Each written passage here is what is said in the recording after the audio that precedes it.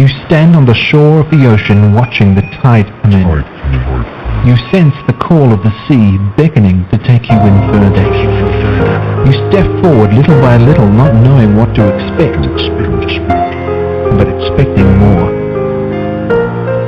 You keep going as the ocean calls you to enter in to deeper waters.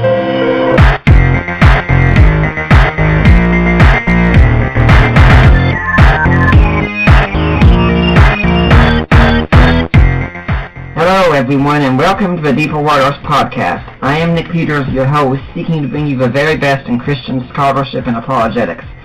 And today we're talking about a topic where I'm sure absolutely no one else out there has any interest in, and that's the topic of sex.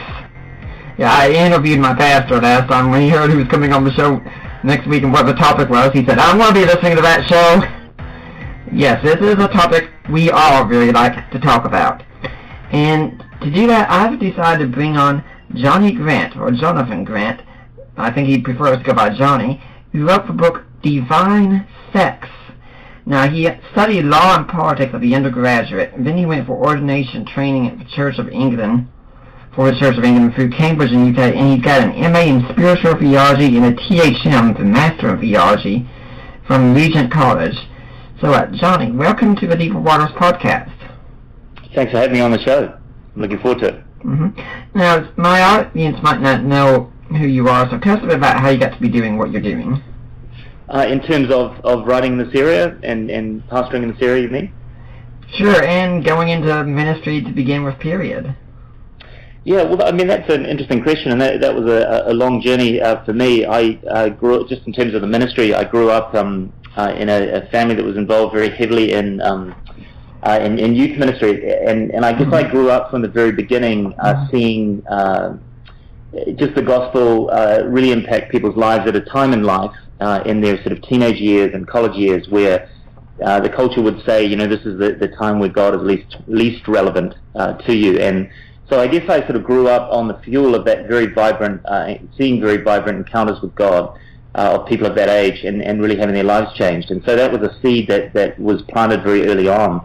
And I became very involved in ministry through my teenage and college years, and so it was always something that was very dear and important to me. But I, like my older brother, sort of pursued life in the corporate world, and have studied for and then worked both in corporate law and then also in investment banking in London.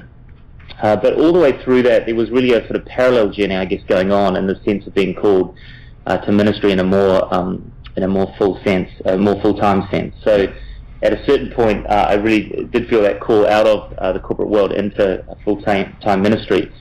And that's really where this sort of sense of vocation, particularly in this area of spiritual and sexual formation, came from.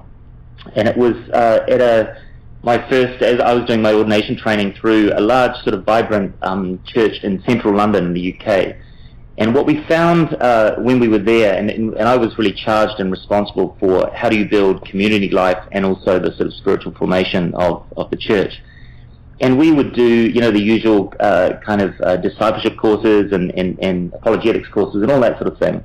And what we began to realize among this group of largely 20s and 30s, largely unmarried group really, peer group, that the issue that kept coming up in almost every conversation we had, and as we got to know this group much better, we realized that you can't really do spiritual formation without dealing with the area of relationality and sexuality, and you know, how do you actually do this well, especially in a church environment? And so that's I guess the seeds of where this project came from, this book came from, and even beginning to start to think about these issues was really in that group. So it came sort of out of the pastoral soil of this sort of seething mass of humanity, which was trying to work out, you know, what to do in this area. How do we live well with our sexuality as Christians?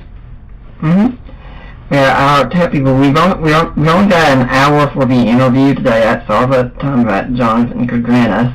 But people, this is a book that I went through, and I was pretty much circling something on nearly every page because I thought, yeah, this is that good.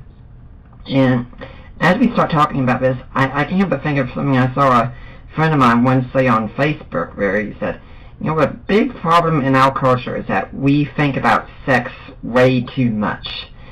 And I'm kind of curious what you think about how I respond to this, is that I thought the problem was the exact opposite. I said, no, the problem isn't that we think about it too much, it's that we think about it way too little. We do it, we dream about it, we fantasize, you can have pornography about it, you can play it on the screen, anything you want, but you do not think about it really. I mean, what do you think about that?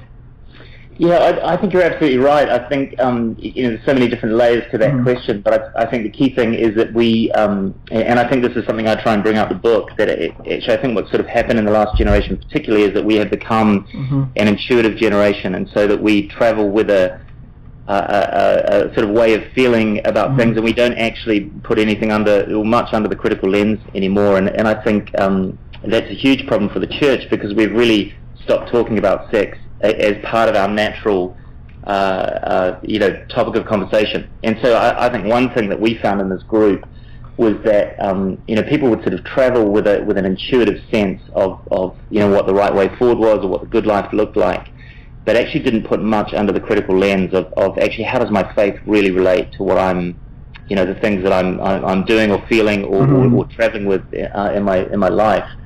And the church wasn't really speaking into those issues, so it wasn't really giving people a reliable roadmap, or even being a sort of good conversation partner on that journey. And so I think that's the first thing, that as church we don't think about it much, although it sort of dominates our lives, which is an irony of church when you think about it. But the second part of that, I think, is that I think we think about sex and sexuality in such narrow terms, and so in some ways we think about it in the wrong way. And that's one thing that I'm sort of, I guess, trying to broaden out, is actually if we think of sexuality as our core, our whole identity as persons, as gendered beings in relationship, how do we actually think well about the whole complex of those relationships rather than just, the sort of physical act of sex? And so I feel that what our culture has done is really narrowed that field, that range of conversation down to a very, very claustrophobic space, really. And so I think as a church we can open that out, with the full range of the gospel. So I think you're right. I don't think we think about it enough, and I think we're thinking about it in the wrong ways. And it seems that for many Christians today, and Christians who want to take the Christian faith seriously, they seem to be caught between two extremes. On the one hand, you got this world around that says sex is just all about love, no need to limit love, whatever you do, if you feel it, you want to do it, go ahead, do it, you shouldn't put barriers and restrictions on sex. And then on the other hand, you've got some people in the church who are practically sort of saying, sex is dirty, you should only say it with a person you love, though, and you don't want to think about it, you don't want to talk about it. That's something that's very, very private, so don't share and don't discuss it, and you're caught between these two extremes. Like, what do I do? Yeah, I know it's a difficult, and I guess as we propagate the extremes, you get into a vicious cycle of groups swinging between the two in reaction to the other. And I think, always with these things, there's a place in the middle, which is the hardest place to travel, but it's also the place where I think the church needs to be. And I think what we, I think the sort of the really key part of this is actually really asking the bigger questions, and it's why I think the church needs to speak well into it and to really think well about these issues. Is really the idea of, I think we have, in terms of one of those extremes, the strict rules and boundaries, we've really given people rules without vision. And so, and the question that often comes up, among teenagers and college students, and particularly that age, is, how far can I go? What sort of boundaries should I put around the relationship? And I always feel like the real question to ask people is, well, what do you really want? Not just on a Friday night, but what do you really want for your relationships and for your life? And I think that's the question that neither the laissez-faire, sort of cultural imperative of, hey, love is love, just express it regardless, or the rules without vision don't actually answer that key question, is what do you really want from your life in terms of relationships? And I think when we start to present, particularly as people who have been married and understand, the road ahead, that actually if you give people a vision of faithfulness and fullness, they begin to understand why Scripture would protect sex within a garden, that there would be a sense of protecting it from certain predators that would come and destroy the fruit. So I guess my project and my hope for the church is that we would be able to really present to our people what the big vision of the Christian way of life looks like and following Christ looks like, and how our sexuality plays into that, not as a sort of negative restriction, but actually as an empowering, something that's a really positive way of living. Well, what do you think the Christian view of sexuality should be? Well, that's a big question. Can you make that a little more specific? Okay, let's picture a young man, then, since you're talking about people who are struggling and wondering how far to go, a young man or a young woman, in fact, maybe speak to both, who are thinking of getting married, and they're looking forward, they're not sure how they should think about sex, what they should be anticipating and such. I mean, what would you tell them? In terms of the future, or their life in life now, prior to that, or both? Both.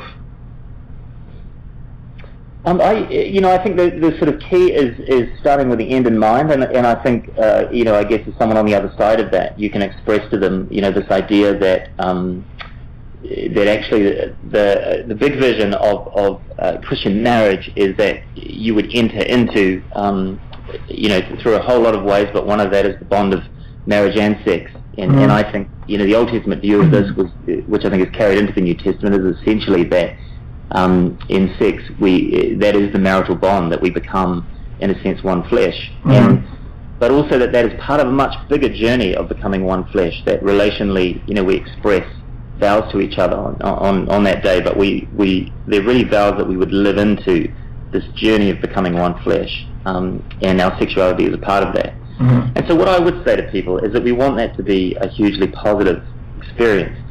But what can often happen is that we essentially sort of guard that with barbed wire, figuratively speaking, around young people's relationships leading up to marriage. And so there's this sort of sense that they're constantly rushing towards the barbed wire and either getting tangled up in it, or trying to stop right before that fence. And so sex can actually take on a very negative connotation as something that we are constantly resisting, and it becomes a sort of dark and sort of dirty thing that we're being told to sort of despise for a period and then to embrace after a certain day. And I think that's the sort of divisive dualism that we've got into within Christianity, is how do we actually think well about sex all the way through? And I guess you might think about it in terms of the garden, that actually fruit only tastes right, and it only actually presents itself fully when it's picked at the right time.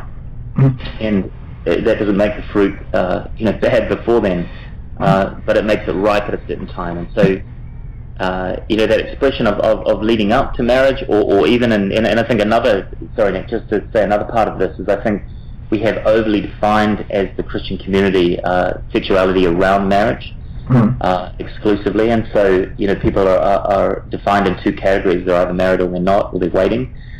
So they're either in on the real thing, or they're waiting for the real thing, or they're left out of the thing. And I think that what we also need is a really full vision of singleness as actually part of full Christian life, and whether that's a rare call to celibacy as a permanent state, or just actually a stage of life, that we actually give a full vision of it as a positive stage of life. It's a stage where actually broader friendships can be grown, or involved in all sorts of things. And so, I don't know if that gets quite to your question, but as part of that, I think we get to issues of, because one thing I would say is, I think as a generation, especially in this period of time of singleness, we have asked people to stay in that period for a much longer period of time, so that the idea of marrying young is seen as naive and sort of untenable. But also we've injected into that space a huge amount of pressure in terms of online pornography, online dating, which is a sort of alluring, infinite space of romantic options. And so I think we've asked our people to enter into this very challenging and I think almost untenable space. And I think as churches we need to think, well, how do we actually help people journey well? And I think that's about the fullness of relationships that are not explicitly sexual. Yeah, I'm thinking first off about what you said about we give a negative message, and all of a sudden on wedding night it switches to a positive message. There have been several women who have had a hard time, you can read about these kinds of stories, who they have a hard time flipping that light switch from off to on suddenly. Men, for some reason, don't seem to have a problem as much, but for women do. Yeah, I think it's absolutely right. Mm. And that can feel like a real cataclysm, that you've saved yourself for all of this, and it hasn't quite, the returns haven't quite come to pass. Mm. And I that's one of the things I talk about in the book, is this sort of dualism we have as a culture between fantasy and fatalism around relationships, and we sort of or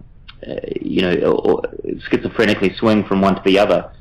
And I think that is where you get the sort of the cross-generational wisdom of the church. That's the real power, I think, of genuine Christian community, is actually having older couples who are able to come alongside younger couples before that they're married, as they get ready for marriage, and even more importantly in the early years of their marriage, to actually say, hey, this is what the fantasy looks like, but this is what it actually looks like to journey into this relationship of one flesh. It doesn't actually happen on that very first day. It's a real journey. And we have seen over the years a number of really close friends who have essentially, they would say, their marriage is really saved by older couples who have drawn alongside them and essentially sort of mentored and journeyed with them in those early years. When you start talking about the fantasy aspects, I was thinking of Kevin Lehman in his book Sheet Music, which my wife and I both read that one separately before we got married. And he has a whole chapter on the wedding night, because he comes from a Christian perspective. And he does give it saying, he says, chances are your first time there won't send you to the moon and back. Most people would probably give their wedding night a D or a D minus or something like that. But the good thing is it keeps getting better and better. And I think that's important, because usually when we see like a TV show or movie, it's like all of a sudden the paradise has opened, the angels are singing. I mean, you've entered heaven on earth at that point. And really, I mean, it's something good, it's something wonderful, but most people will probably not experience that on their wedding night. Yeah, I think that's absolutely right. And and there's a few aspects of that, and I think that's what we can sort of. I think if it's a matter of sort of changing the attitude and the orientation, and saying, if you travel to a foreign country and you immerse yourself in a new language, on day one you get lucky if you're going to get to the post office or order the right sort of food, but this is the excitement of a new journey, and it's a journey that one day you'll be a native, and you'll be able to sort of have the sophisticated conversations. And I think that's the really key thing, is that what my wife and I would say is, looking back, we're now in our early 40s, incredibly, but we would say it's really only been in the last few years that we feel that we have come to express that language to each other in a way that is what we would call the ideal, that is actually astounding. And yet in those early days there is that sort of sense of being babies in this new journey. But if we can bring a sense of taking the pressure off, and just sort of the joy of that, there's a sort of innocence about that, if we're able to sort of journey with that in trust. And I think that's one of the real myths of secular culture, is that sexual experience would help in that situation. And I think what the problem with sexual experience is, you get a countervailing problem where you bring into the room all of these past partners, and there's in pornography the same, in the way that those experiences get wired into our brains. You bring into the room with you all those past expectations, disappointments, as well as a sense of contrast and comparison.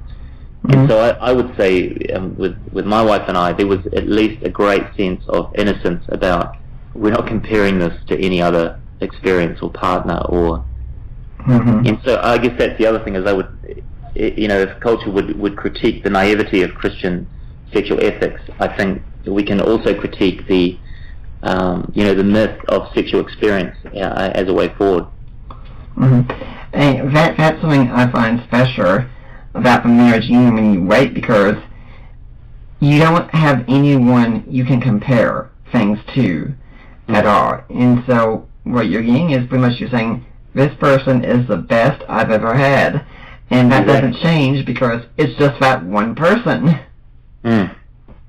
Yeah, exactly that. And it's hard to learn Portuguese when someone's trying to speak German to you. And I think that's the thing. You're immersing yourself in a new language, and the language is that person. And I think the most toxic thing that can happen is you inject into that innocence, a whole lot of other voices and experiences and comparisons. But but I think we haven't prepared people well. We have allowed them to feed on the fantasy. Yeah. We've fed that fantasy because it provides some leverage against people sort of taking a more relaxed approach in the lead up to marriage. And yet I think there's other ways that we can prepare people so that those early days there can be a real innocence and joy, as well as the sense of we're not quite there yet, which often leads to frustration. Well, I can remind everyone you're listening to the Deeper Waters podcast with me, Nick Peters, your host. This week we are talking with Jonathan Grant about his book Divine Sex, which, as we know, is quite related to marriage. And so next week I'm having a guest on in preparation for Easter who's somewhat important to my marriage. He's the man who introduced me to my wife, and he's the man who married us as well. And since it's Easter, I asked this guy if he would be willing to, study a little bit about the resurrection of Jesus to talk about that. Gary Habermas is going to be on the show again on the 26th to talk about the resurrection of Jesus. So, yeah, a couple of hours of Gary Habermas on resurrection. That will be a very good show in preparation for your Easter worship. But for now, let's get back to Jonathan Grant and talk about divine sex. And right now, I'm thinking about a friend of mine who is on the path to getting married, and how he taught how things grow over time and such. And I've already told him, I said, I know that you and your lady now, you've said your I love yous to each other. He said, yes, you have. I don't. He said, yes, we have. I said, I don't deny you mean it, but I'll tell you this at this point also, you don't really have a clue right now as much. I said, because more and more things will change, and you will grow deeper and deeper and know more and more about what that means with experience. And something changes when you get married. He says, well, what changes about that? And I said, look, all I can tell you is the covenant bond in marriage, and the only word I could really use to describe it, or in fact, Macrh. That's just what comes to mind, because somehow when you unite with that person and keep doing so more and more, you have that bond just develop deeper and deeper.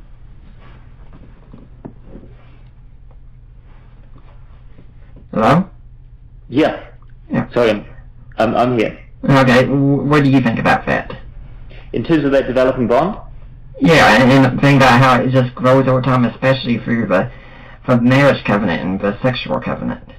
Yeah, I think that's absolutely right. And I, again, sort of going back to that thing of how do we prepare couples well for this journey? Because I think the journey is in one sense, it's a real cataclysm. That I think it was Stanley Hauerwas said, you inevitably marry the wrong person because you're marrying another human being. And so it's an incredibly complex thing to put together two life journeys and to try and weave them into one. And I think that's the thing, is that the sexual bond is a hugely powerful thing. And one of the more radical anthropologists of our day, Helen Fisher, says, there's really no such thing as casual sex, because what's released in that, neurotransmitters and hormones and all that sort of thing is essentially an indelible bond. And so I think you're absolutely right that there's this sort of developing bond, and yet there is sort of two ways that it can develop. It's not an automatic thing.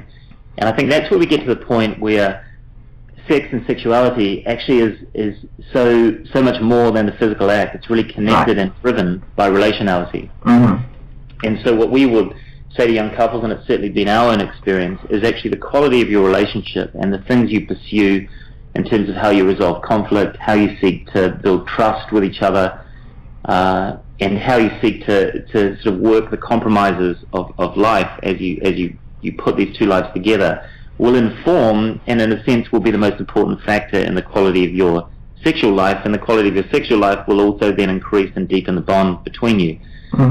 And so this really holistic sort of journey that happens of how do you actually go on this covenant journey of deepening that one flesh relationship. So I think you're absolutely right. That's something that grows over time, but there's things that we can do to inform and really shape that. It seems that we often have a strange view of sex, that what matters most is what we physically bring to the table, and that's why you have so many women wanting to get the perfect body and so many men want to get like a six-pack and things like that, and that can be very hard on a lot of men and women. What I would say is, like, if you want to have the best sex that you can with your spouse, I mean, yeah, you should take care of yourself. You should want to be the best that you can for your spouse, but the best thing you can bring to the bedroom is an honest passion and love for the person that you're married with. I mean, I tell my wife, look, I don't know what it is that you see in me, because I'm a 120-pound, 5'7" weakling, and I can never gain weight because I have a steel rod on my spine, and yet somehow you're crazy about me. I do not understand that at all. And the main thing is, our happiness doesn't rely on technique or just for purely physical. I mean, we don't deny the physical, but it's the passion that we bring to that relationship. Yeah, I couldn't agree more. As they say, the most important sexual organ is the brain, and that holds the heart and all the sort of reflective relational capabilities. And I couldn't agree more. I think it's astounding, actually, the extent to which we live in the reality of relationships, and yet we have swallowed so easily that secular myth of that the perfect body actually increases the quality of the sexual experience, and that just hasn't been our experience at all. I would say we were physically in our peak in our 20s, and yet the quality of relationship and the quality of our physical relationship now is, it's 10 times what it was in our 20s. And I never believed people in their 40s when they said that to me. But, now I can't believe how much that's been vindicated, and I think it's exactly as you're saying, because the quality of the relationship is what drives sexual intimacy, and it takes a long time to build that trust. And what we've sadly seen over the years is the number of young couples, and including Christian couples, who will dissolve a marriage within the first couple of years, and I think that's because those first 2 years really are a cataclysm in the sense of putting these two disparate, different lives together and seeking to journey on the same path is a huge challenge, which I just don't think we have done a great job of preparing young people for. Well, this year for my wife and I in July would be our 6th together, and I've been told we've probably passed through the hardest time of all, and we've certainly gone through a lot of struggles in our 5 years. But I tell people that I prefer to say, unless we're talking on some sort of academic level or such here, we do not use the D word around here. And that's the problem. To me, people, it's an option on the table. And if you come to marriage and you have it as an option on the table, you probably don't really have marriage at all. Yeah, I think that's right. And there, I guess, this is where you get into a sense of formation. And both Esther and I, my wife Esther and I, came from families where that wasn't an option. And actually we saw growing up our parents really battle through difficult, issues where probably, the majority of people would have actually split up at some point. And so there is a sort of sense that word has never been part of our life vocabulary, and it's just not something we would ever consider. And I think you're right. I think we've created a sort of fragile situation by really almost putting that on the table from the beginning. Almost an expectation that if you're one of the lucky ones, you'll get through. If you're not, then of course you can always sort of take that road. And I think that has provided an enormous option that has really made relationships brittle, and that's sad, because after 2 years you'd say you haven't really even begun the journey, and yet the number of people who would say we just can't reconcile these two lives, and I don't think that's the vision of the gospel either. But But unfortunately, I think that's one of the cases where the cultural assumption has seeped its way into our Christian psychology. Yeah, I think one of the ways the culture affects us also, I think this is especially for men, is that everything around us is generally overtly sexual. I remember walking through the mall one time and seeing a girl coming my way, not like heading towards me, but going the way that I was going towards, and thought, okay, I'm going to do the thing every man's supposed to do, but look away, which I usually do. Look away. There's Victoria's Secret right there where I look away. Like, okay, you really can't escape this. And then seeing once that some tables set out at the mall, and seeing that there was a spa that had it, was like, I think I'll look. Maybe I can find something for Allie and give her a nice treat and such. Instead of an advertisement with a picture of a lady leaving very little to imagination. Okay, I mean, this is the world that men especially live in. I mean, I tell Allie, said, you don't know what a minefield we men live in, and chances are, if you knew what goes on in the mind of a man, you go out there wearing a burqa or a battle armor every single day. Yeah, absolutely, and that has become radicalized, I think, in obviously online, and so if that is the physical journey you're describing, there's a sort of figurative journey now where you step out, and this is not in your mind. You're not actually seeking out this imagery, but everywhere, and even where you look away, there it is. And I think online it's become much worse, because you'll just be on a news website, and there'll be a sidebar which will just have that sort of imagery down the side, and so guys will be looking at the stuff at home, and you're in private, and then there are just almost no barriers to actually then traveling with that imagery. And as they say, the online environment is dynamic. It's designed to take you places that you never intended to go as you began the journey. And so, I think that the nature of the private online world, which is, then changes the dynamic of the mall and all that imagery even more, has really radicalized what men face in the church. And so, what we're seeing is actually a huge proportion of guys who are suffering with this sort of secret form of habit with pornography and other things that they can't feel that they can actually break out of themselves, but they also don't feel like they can really share it with anyone. Right. And so we have I think that's a huge problem for the church, and we're sort of seeing that, really tear at the fabric of relationships, but also people's faith. And I think that's a tragedy. I can say on my end that's something I did. I never struggled with pornography, but I have made a goal since being married to want to be the best I can be, and I started a Facebook group for Christian men who were single, hoping to date and marry one day, men who were dating, men who were engaged, and men who were already married, so we could help each other out to learn how to be good husbands for our current wives or our future wives, or else that even people who are starting out, they can have others who can come along and say, yeah, we've been there, here's what you do and such. And it's no secret that usually this kind of topic comes up. How do we deal with issues involving pornography? Yeah, and it's a huge issue, and I think the only way we can really get to it is, I think this is the Apostle James talks about in Scripture of, be honest with one another, confess your sins, and pray for each other, you might be healed. And I think that the real problem with pornography is that it traps people in isolation, even within relationships and marriages, because there is a fear about what self-disclosure will lead to in terms of, the sense of shame and the sense of judgment. And so I don't... we can give people lots of advice about this. We can teach them, how to put in the right sort of protections, how to have practical discernment, around sort of trying to remove the tripwires, because it's often an earlier decision rather than sort of the decision at the heat of the moment, which counts. But I think the key thing is that we actually need, as Christians, to be persons in relationship. We actually need to have the sorts of layers of relationship where we can talk about these things in an environment of trust.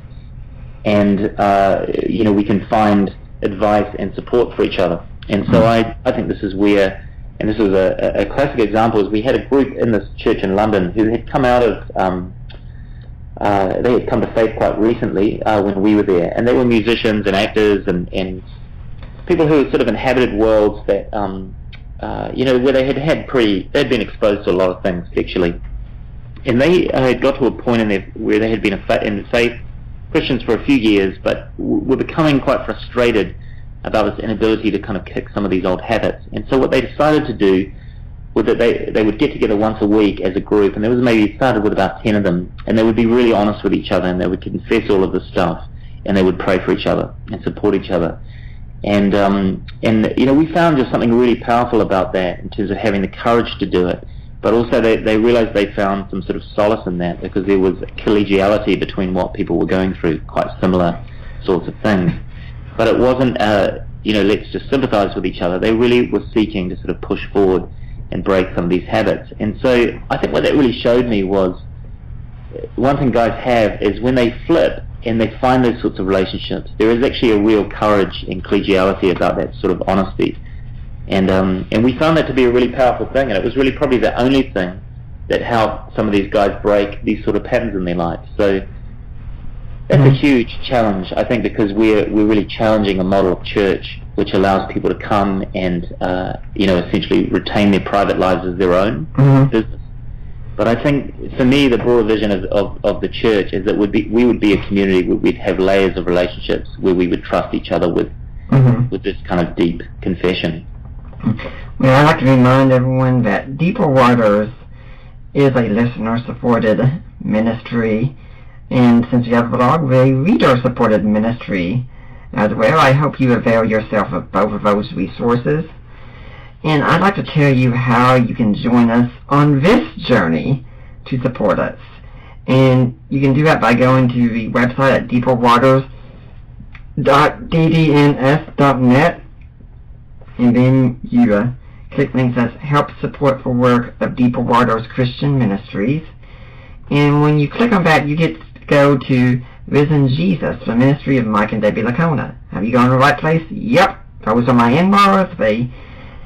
My mother-in-law is a financial tax guru, especially with clergy taxes, so she handles that. And when you make a donation, you contact me or Allie or Mike and Debbie and say, hey, I made a donation. I want to go to Nick Peters. I want to go to Deeper Waters. And they will make sure that we get that donation. That donation will be tax deductible. Now, you can also go on Amazon, put my name in. You can buy some ebooks I've written or co-written, such as Defining Inerrancy or A Creed for the Ages or Groundless. And then, since we're talking about marriage, guys, something a lot of your women might like is jewelry. A lot of women really love jewelry, and heck, if you're a single guy out there and this has got you thinking about marriage, especially if that lady you're dating right now and you're thinking of popping the question, I've got a resource for you. On our blog, you can support the work of Deeper Waters Ministries for purchase of jewelry. And you click on that link there and use the code word LOVE, and my friend Lena Klester handles everything there. And when you purchase something through Premier Jewelers, through that, from her, 25% of what you purchase will go towards Deeper Waters. Now that's a pretty good deal, especially for you guys who want to show the ladies how much you love them. Now, Jonathan, do you have an organization, charity you'd like to see people donate or support? I don't know how large it is in the US, but there is two that we as a church are very connected to, and we've supported for a number of years, which is World Vision and Tear Fund. And so particularly through both of those organizations, we have been seeking to support the refugees coming out of Syria. That's been a huge focus for us. So I would highly recommend both those organizations as great places to support. Now let's get back to talking about our culture and such. I mean, we're Christians, we're living, and we need to build relationships and such. How do you think we can best build things to change our hypersexualized culture? As the Christian community? Yes. I think the best. I mean, I think this is a number of layers, Nick, as you know. But I think part of that is how we play into the discourse. I think as the church, as a Christian community, we have a real prerogative to do that. That prerogative of late, I think, has been caricatured in a certain way. It's become quite fragmented. But I think that the most powerful thing we always have as church is what is our embodied vision? What are we actually seeking in terms of what we preach, and how does that actually take shape within our own communities? And I think that is a really challenging project. But I think we have a really powerful opportunity there, because I think the framework and the foundation of relationships in our culture, particularly married covenant relationships, is becoming more and more brittle.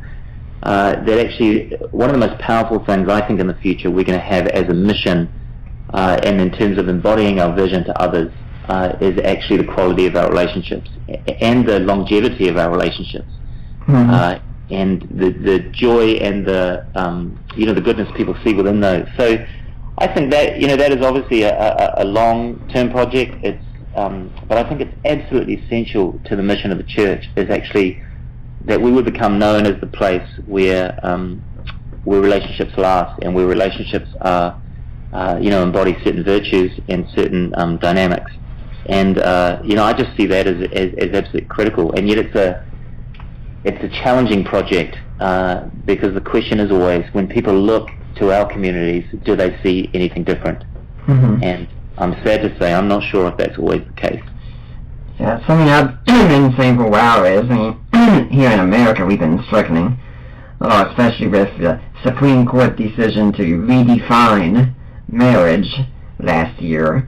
And how I've been saying, I said, it's really sad that if the culture took the marriage idea down here, it's because the church did it first.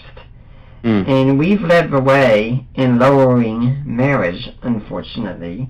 And it looks like all of a sudden the homosexuals come up and say, hey, we want to do men, well, we're ready to fight for marriage, we're ready to go to death for marriage and everything, but we're ready to die for it, but we're not ready to live for it. We're not ready to say, no, we're going to show you what true marriage is meant to be like.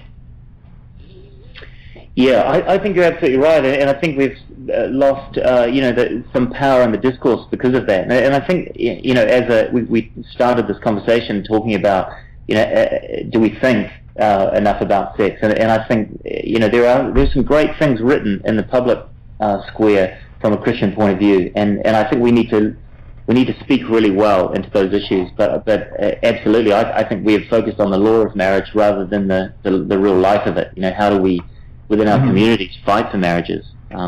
We've become so casual in our own churches, and I think that's because we live out of a secular ideal that actually our private lives are exactly that. They're private. They're not. It's not the business of the pastor or the church or the community or anyone else. And I think that's I think that's sort of a sad withering of the Christian vision of life, which is actually we should be supporting each other, because actually no marriage can really sustain on its own. It's meant to be something that's really supported and fought for by the community. So I think our huge project in these coming generations will be, how do we embody and envision healthy relationships? I think that's going to be our mission to our culture. Well, what do you think the gospel of Jesus has to say to our culture about sexuality? I think there is, a number of things. It's sort of hard to narrow it down, but I think what Jesus would say to this culture about that is that that our main goal, as he expresses in his own life, is faithfulness. It's fidelity to others, and actually that faithfulness doesn't come through this sort of pursuit of self-fulfillment. It actually comes through pouring ourselves out for the sake of another. That's where we really find true fulfillment, both as selves, but also as sexual selves.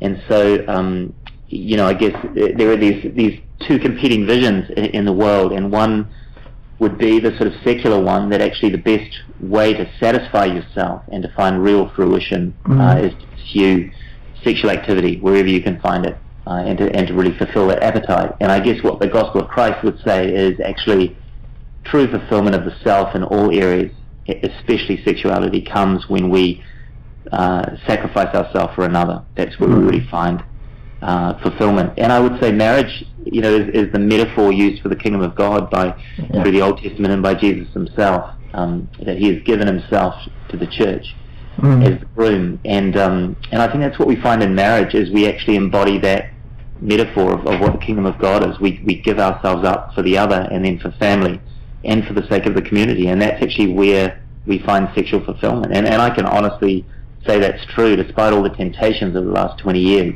That I really see sexual fulfillment now in the sacrificing for the sake of another, and vice versa.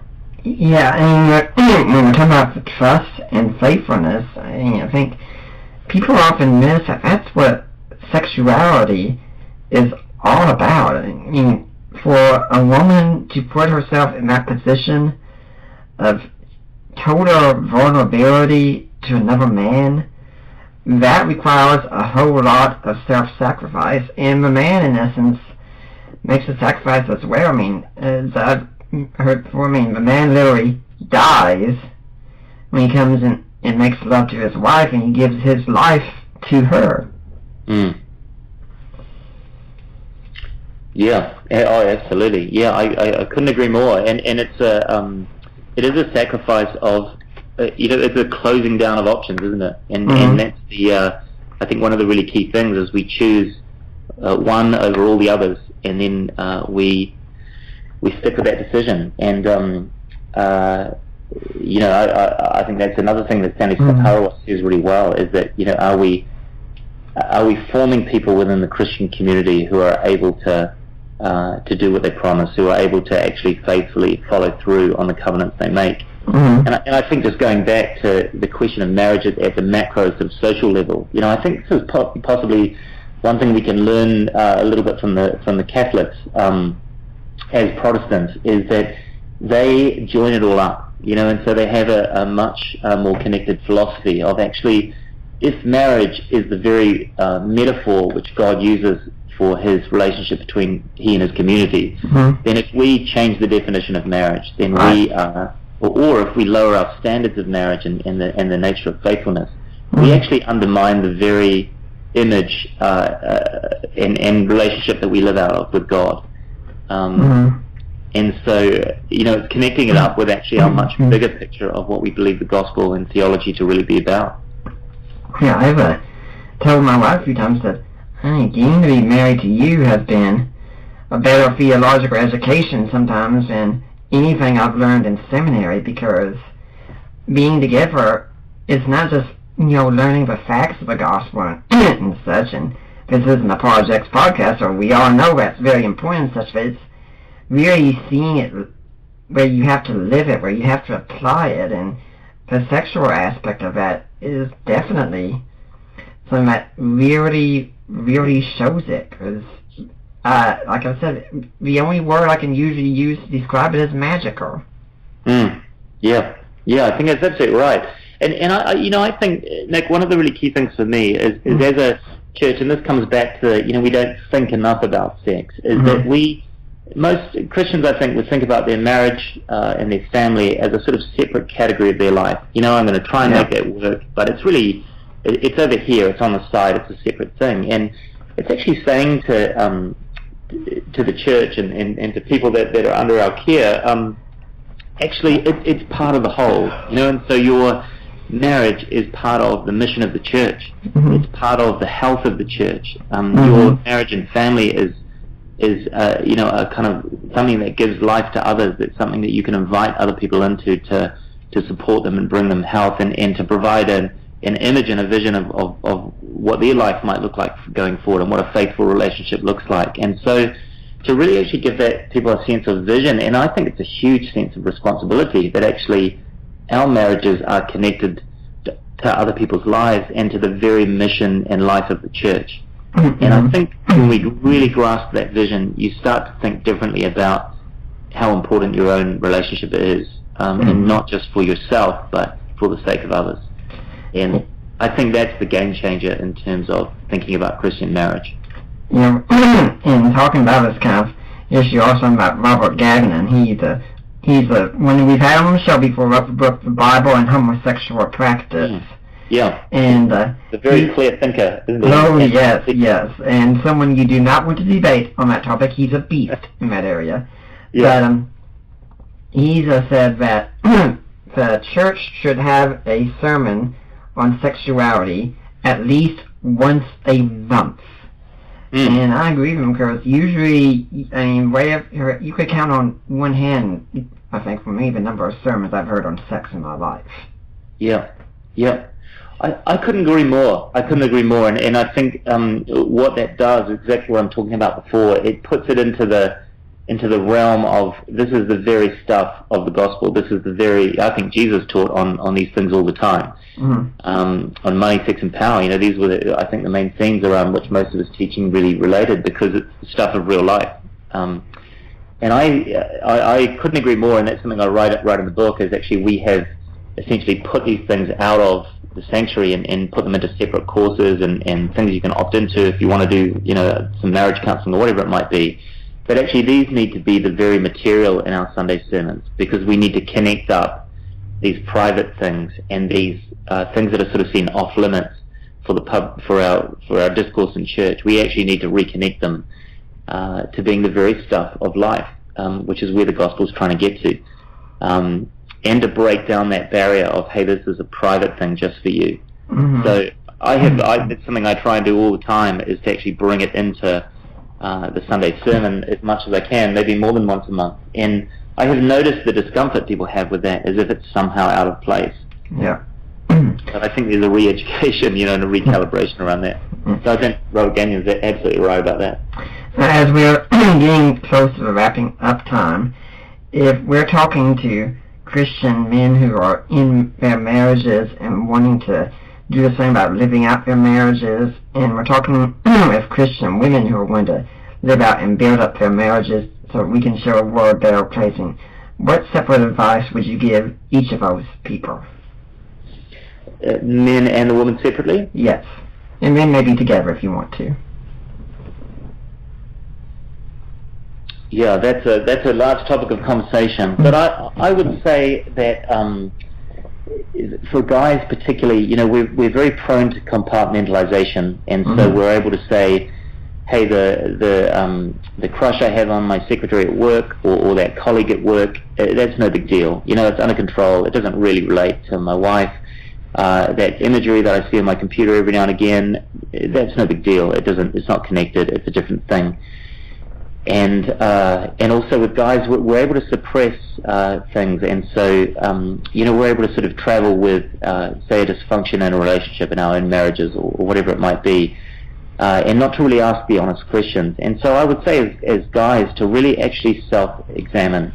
And I think part of that self-examine is to actually find someone, which is probably an older person that we can fully trust, and just to give them permission to help us to really examine our life and our relationship and how these things connect. And that's a hugely challenging thing to do, but I think that's probably the most transformational thing we can do, because as guys, we are prone to compartmentalization. It suits us, and for some reason the male brain is able to do that, and to sort of travel with all those different compartments. But I think to really live the full Christian life and to come to full maturity in our relationships, we actually need to closely examine how the different bits of our lives connect together. And I think that's a really important thing to bring an older, wiser, responsible person into. And I would say also to you know, to really open ourselves up to our wives as guys, and to really seek to understand what are the ways in which we can really connect up and communicate well. You know, I remember that little love languages thing was a Christian cliche, but it was hugely powerful for my wife and I actually understanding each other, because we were just miscommunicating our affection for each other. And so just how do we seek ways of understanding each other well? And that might be, as a guy, committing to going to a marriage course together, which really seeks to get into that dialogue, or maybe going to a marriage counsellor and seeing that as a really positive thing rather than a negative thing. And so, as women, I mean, probably similar advice, but it might be more about, hey, when you see issues with your husband, with a guy, what's the best way to go at those things? What's the best way to actually open up that in a constructive way? And I think what can often happen with guys is wives might take those things head on, and guys become defensive. And so the question is always, what is a way of raising those issues which is not going to raise the defensive wall and stop them getting through? But what is a way that is a shrewd way of affirming your husband at the same time as you seek sort of resolution about certain things? And that, I think, is why God has given women great wisdom, serpentine wisdom, you might say. But I can't even begin to pretend to understand the mind of a woman, so I'd be very conscious of not giving too much advice, Nick. Yeah, well, I could say, women, if you want to find a way to affirm your man, but there's usually one great way that we talked about this show that really affirms your man a lot. That's right. Yeah, that's right. And I guess that's a really key thing is people will often, the way we think and talk about sex is a sort of double-sided thing, that it's a reflection of relational intimacy. And so what you hope, what you plan for is health that leads to increasing sexual intimacy. But sex itself can also be an intimacy developer. And so actually remaining sexually intimate, even at difficult times and challenging times in a relationship, actually I think is God's way of giving us glue in difficult times. And I understand how difficult that is, but that's right. I think that's a good way of affirming a guy and also providing him a sense of security. Jonathan, we're getting a time where we do have to come to a close to this, unfortunately. And do you have a blog or website, email where people can get in touch with you? They can. I don't have a blog. Unfortunately, as a pastor, I barely have time for sleep. But there is a website that you can get hold of me, which is our St. Paul's church website, and that is St. Paul's, stpaulus.org.nz. The book is Divine Sex. It's by Jonathan Grant. You can buy it right now. I'm looking on the Amazon page on Kindle for $9.99, and folks, this is a good one. I really recommend getting it. Do you have any final words, Jonathan, for the Deeper Waters audience today? Not much more to say. I think we had a good discussion, but I just to say that my real sense of conviction around this area is that it will be for us as Christians and as the church, one of the really key parts of our mission to our culture is the quality and the depth of our relationships. And so as the church and as Christians, I think what we do here is going to be really pivotal in terms of the life and the good news that we bring to our culture. Well, Jonathan, I'd like to thank you for coming on today, and I hope we'll see you back here again sometime. Hey, it's my pleasure. I'd love to come back. Thanks, Nick. I'd like to remind everyone that next time we're going to have Gary Habermas on, and we are going to be talking about the case for the resurrection of Jesus in preparation for your Easter Sunday. For now, I am Nick Peters, and I am signing off.